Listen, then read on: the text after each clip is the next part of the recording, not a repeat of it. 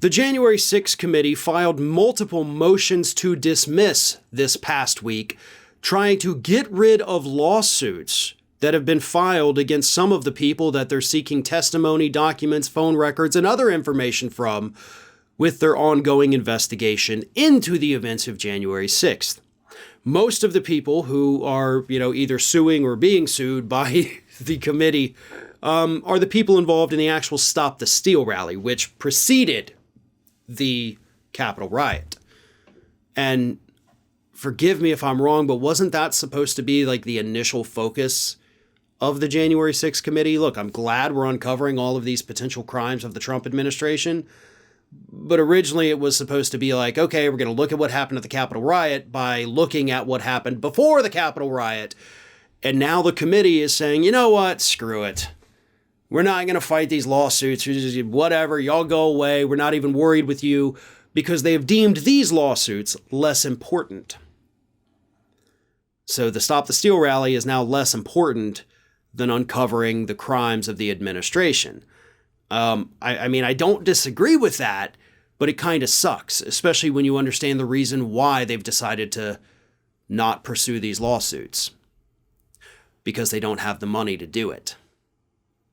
They're not making this decision because they're just, we don't even care anymore. They're making that decision because they're at the point where they have to pick and choose which battles they actually want to fight, which ones are more worthwhile.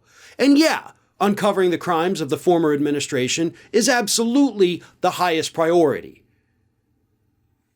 So the Stop the Steal people basically get to go free, as far as I can tell from the reading, from the motions filed, because they don't have the money to fight it.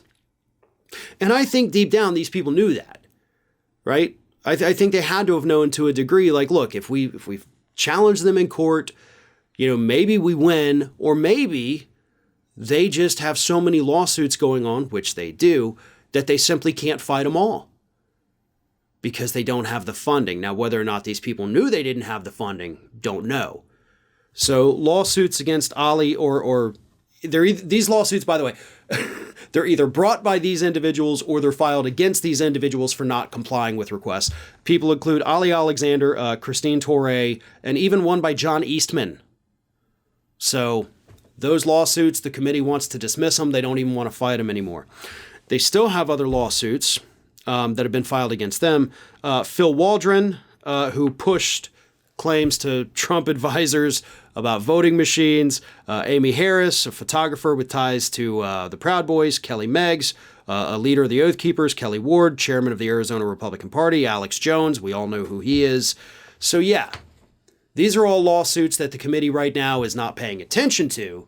A lot of them brought by those individuals, by the way, not against those individuals. So that is what it is. And it brings me back to the same point I always make because it's always correct. You know who wouldn't run out of resources to conduct an investigation? The United States Department of Justice.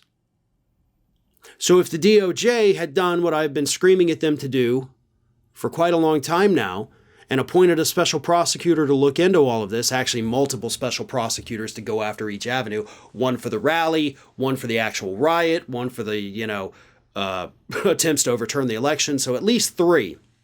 They wouldn't run out of money. They'd get more money. They'd be able to fight these lawsuits. And in fact, most of the times these lawsuits wouldn't even make it to court because the judge would probably strike it down before it got there because a special prosecutor, you wouldn't be able to really challenge their authority to get their hands on the documents that the January 6th committee is trying to get their hands on. So you solve a lot of problems with that. But of course, Merrick Garland isn't doing a dang thing with regard to this.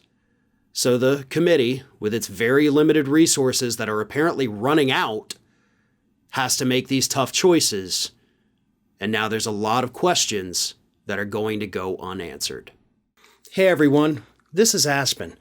And did you know that for the low cost of $0 per day, you can subscribe to the Fair and Balanced YouTube channel? We also encourage you to like, comment, and share, but again, click that subscribe button and help Aspen not be so grumpy.